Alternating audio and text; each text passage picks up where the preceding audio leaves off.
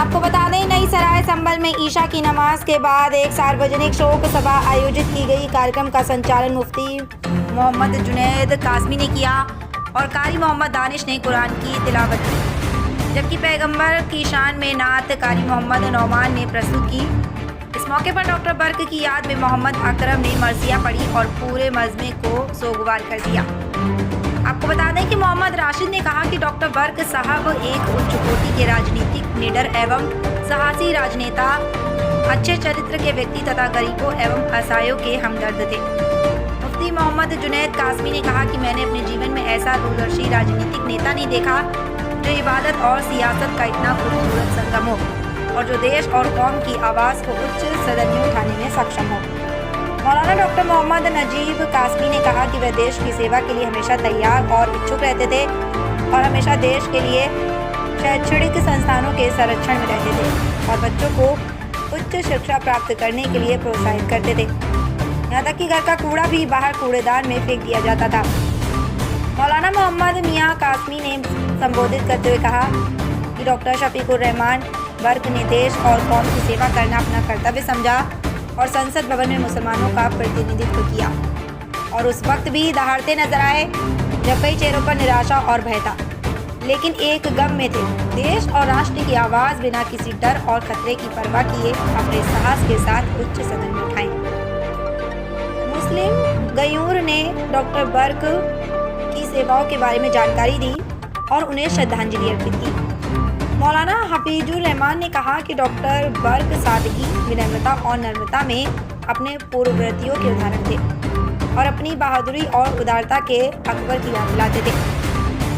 में अकबर की याद दिलाते थे। जियाउर रहमान बर्क को अपना सच्चा अधिकारी, उत्तराधिकारी बनाकर उन्हें अपने दादा की तरह देश और कौम की सेवा करने का मौका देने के लिए बधाई। संक्षिप्त में वक्ताओं ने डॉक्टर बर्क के जीवन के विभिन्न पहलुओं पर प्रकाश डाला और अपने विचार प्रस्तुत किए। इनमें झूठी ताकतों से न डरना, हमेशा सच बोलना, इस्लामी संस्कृति को मजबूती से पकड़ना, अल्पसंख्यक समूह विशेषकर भारत के मुसलमानों के लिए सड़कों से संसद तक आवाज़ उठाना, उत्तम भावना का उल्लेख किया गया। सुन्नत पर अमल करने का, मामलों की साफ सफाई, निडर होकर अपनी राय व्यक्त करना, गरीबों की मदद करना, रात में अल्लाह की इबादत करना, समय की पाबंदी, ईमानदारी और लोगों के साथ सच्ची सहानुभूति का जिक्र करना जरूरी है।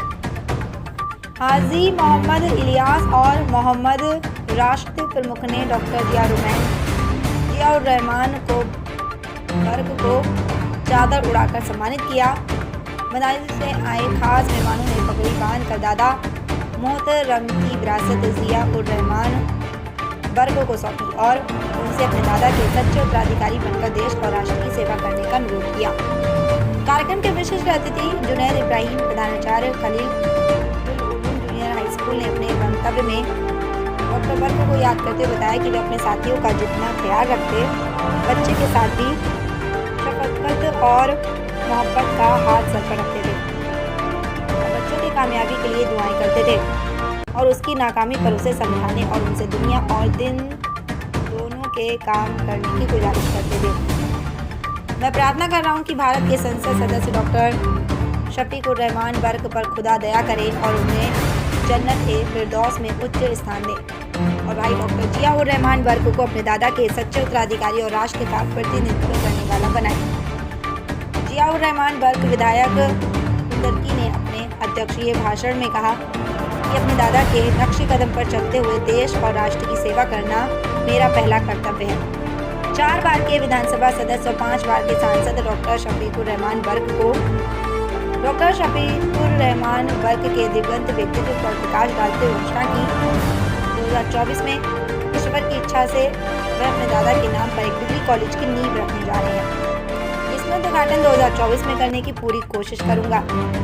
श्रद्धांजलि देने के लिए संभल शहर की प्रमुख हस्तियां, विद्वान और बड़ी संख्या में डॉक्टर बर्क के प्रशंसक शामिल हुए। बैठक में भाग लेने वालों में मौलाना मोहम्मद कासमी, मोहम्मद राशिद कासमी, मौलाना अब्दुल बारी कासमी, हाजी मोहम्मद इजाज़, हाजी मोहम्मद अंसार, मोहम्मद नासिर, मोहम्मद नौमान मिस्त्री, शमशाद, हाजी जफीर, हाजी असलम, मोहम्मद फरहान शामिल थे।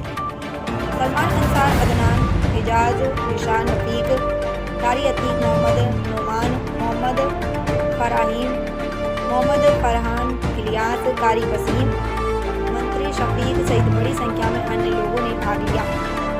बैठक मौलाना मोहम्मद नजीब कासमी की दुआ के साथ समाप्त हुई।